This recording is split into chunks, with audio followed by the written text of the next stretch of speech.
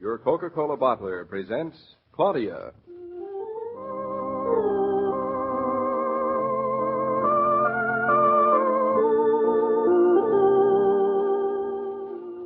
Claudia, based on the play and novels by Rose Franken. Brought to you, transcribed, Monday through Friday, by your friendly neighbor who bottles Coca-Cola. Relax, and while you're listening, refresh yourself. Have a Coke.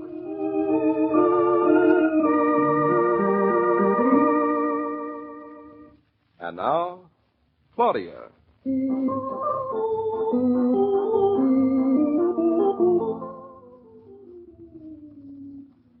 David, have you seen Bluff anyplace? What's that, darling? I said, have you seen Bluff anyplace?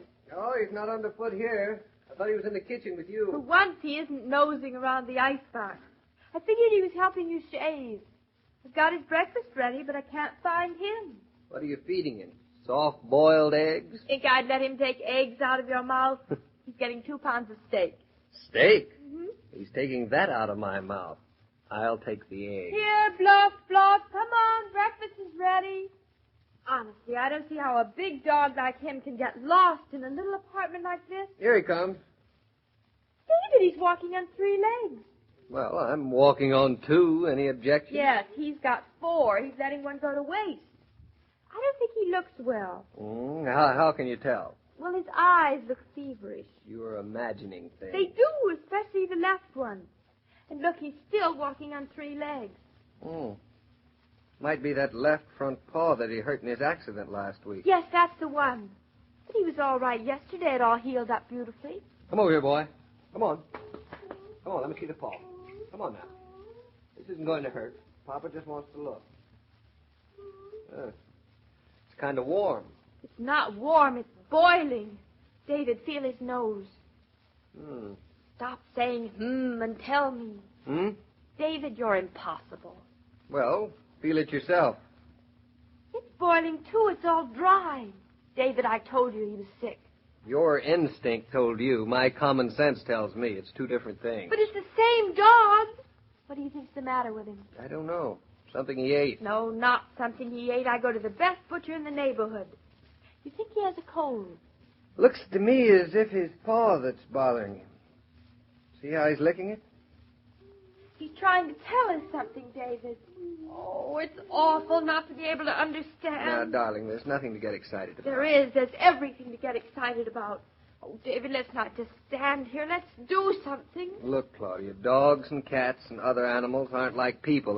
They're quite accustomed by nature to take care of themselves. But they don't take care of themselves. They go off into the woods and die. David, do you think that Bluff thinks that under the bed is the woods? I don't think so, darling.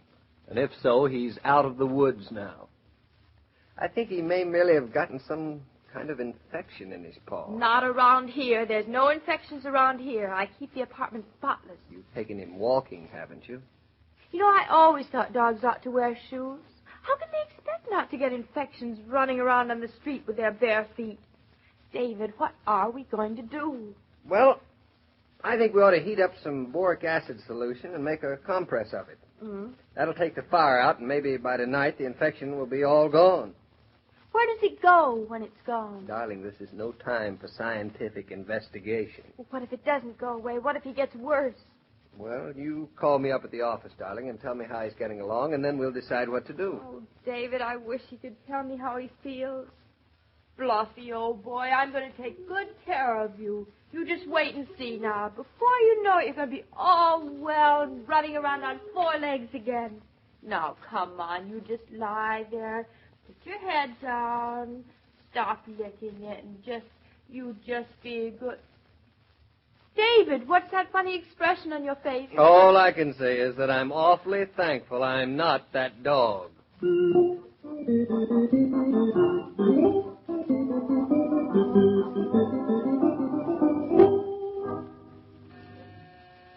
Killian and Naughton. Oh, say hello, Mrs. Naughton.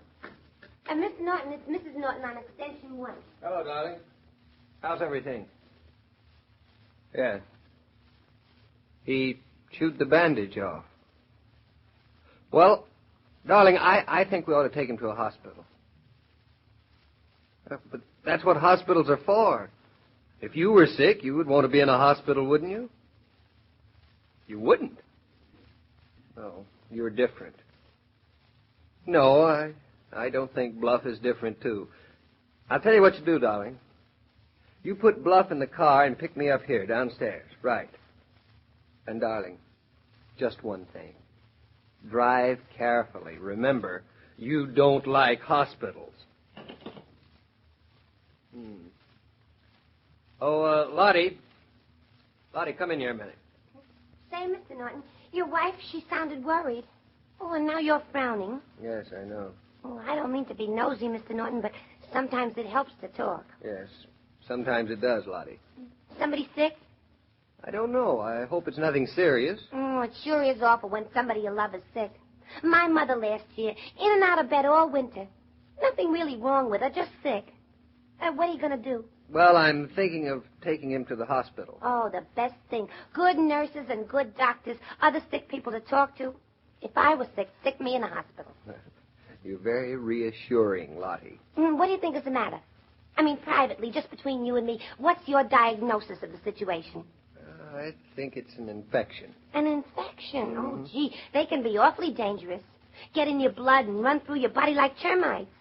And not that I mean to be a crepe hanger, but it's always best to be prepared. Oh, I don't think this is anything as serious as all that. You never can tell.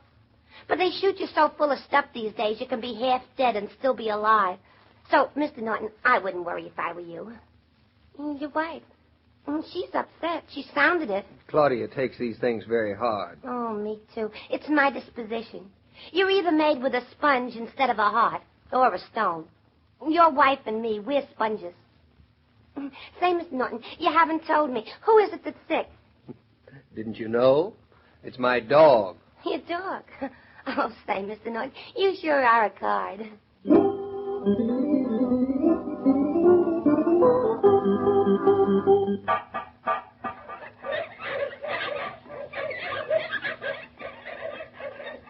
It even smells like a hospital.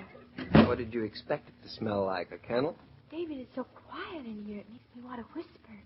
It's so just like a hospital. And you're so just like a broken record. Come on, Bluff. There's the reception desk over there, darling. This is the most amazing place. I wouldn't mind being sick here myself. What can I do for you? Our dog seems to be sick. He was in here before, 10 days ago. I brought him in. He was in an accident. He was in here 2 days. You wish to register your dog now as a patient? Well, if the doctor feels he ought to remain here for treatment, yes. May I have the name of the patient? Bluff. Bluff? It's a very nice name, Bluff. Breed? Very good. Claudia, she doesn't mean that. She means what kind of dog. Oh. Well, he's right there. She can see for herself. You'll have to excuse my wife. She's a bit upset. I am not. He's a Great Dane. Age? 10 months. He's only a baby. Darling, nobody is interested in your editorial comments. But if he's going to be a patient here again, I think they ought to know all about him. Nature of illness? Well, it's his paw. You stitched it up 10 days ago, and I think the doctor must have dropped a stitch or something because he doesn't seem to be able to walk on it. Hush up. I think he's developed an infection. When did you first notice the symptoms? This morning, under the bed. Huh? Past history of patient. No other illness. But, David, he was in here 10 days ago. That's not illness, darling. It was an accident. He was sick. It's the same thing. Name of owners. Mr. and Mrs. David Naughton. Address. But you have all this the last time I was here. I'll look up the records. Now, if you'll take the patient into the reception room, Dr. Mixell will be right with you. I had Dr. Hicks last time. Dr. Hicks was in the accident room. Oh. Dr. Mixell takes ambulatory cases. Well, he isn't very ambulatory. He's only ambulatory on 3 feet. Now, come, darling. You too, Bluff. Come on, boy. Into the reception room. He's to be glad he's in the hospital. Most sick people are. Here's the reception room. Very nicely furnished, isn't it? They get the best dogs in New York City. They're certainly putting on the dog. David, look at that painting. Oh, I think it's mean to have it fruit. Should be a bone. A bone? I think that would be meaner. Oh, poor Bluff. Now, just relax, Bluff. Everything's going to be all right. Here, Bluffy, Bluffy. Why, David, he's licking my hand. Here's the doctor now, Doctor. Well, Mr. Naughton, Mrs. Naughton. Oh, Dr. Mixel. That's right. And isn't this the patient here? That's him. Well, fellow, what's the matter? It's his paw. The doctor can see that, darling. Well, he was asking Bluff, and Bluff can't talk, so I answered. Feverish, inflamed. Looks like a rather serious infection. However, it seems to be localized. Is that good? Mr. Naughton, I suggest you leave the patient here. We'll have to give him a blood count, various other analyses, and, of course, the necessary treatment. How long do you think he's going to have to be here? Darling, how would the doctor know? He's just seen Bluff for the first time. Is he very sick? He doesn't seem to be very sick. However, one must never be too hasty in a judgment. Do you wish the dog in semi-private, private, or ward? Private, of course. I don't think that's necessary, Doctor. I think the ward will do fine. David, don't you want the best for him? Well, Lottie said sick people like company. Sick dogs do, too, and unless, of course, Dr. Mixel, you think he needs absolutely quiet. Not at all, not at all. I think he will get along just fine in the ward. We are very fortunate we have the bed space for him. All hospitals are so crowded these days. Yes, aren't they? When will we be able to see him, Doctor? Visiting hours are from 9 to 10 in the morning, 1 to 2 in the afternoon, and 6 to 8 in the evening. Well, we'll come in this evening. Can't I wait here? I'll be awfully quiet. And maybe you'll let me see him before then? I'm afraid that's not possible, Mrs. Naughton. You see, the routine of the hospital must be observed. Yes, I understand. Well, come along, Bluff. We'll see what we can do for you. Goodbye, old Bluffy, old boy. Be good. Think of me. So long, old boy. Take care of yourself. Goodbye. We'll miss you. Come along now, Bluff.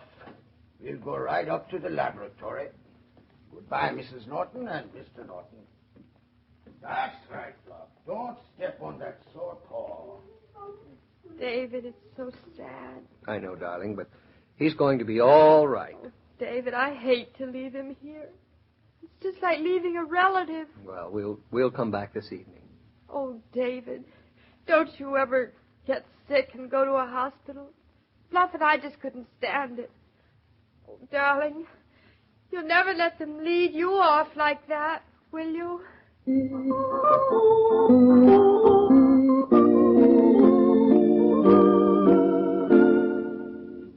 These broadcasts are adapted for radio by Manya and Roger Starr, and the entire production is supervised and directed by William Brown Meloney.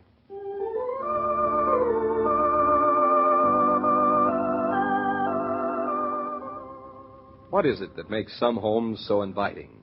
Isn't it usually a feeling that you're never putting the hostess out, that she's glad to see you any old time? She doesn't go to any trouble, simply steps over to the refrigerator and brings out a tray of ice-cold Coca-Cola. But that simple gesture says, better than words can, how nice it is to see you. Pause and refresh yourself.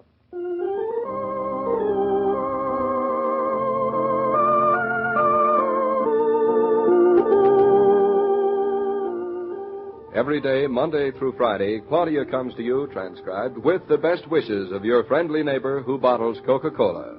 So listen again tomorrow at the same time. And now, this is Joe King saying au revoir. And remember, whoever you are, whatever you do, wherever you may be, when you think of refreshment, think of Coca-Cola.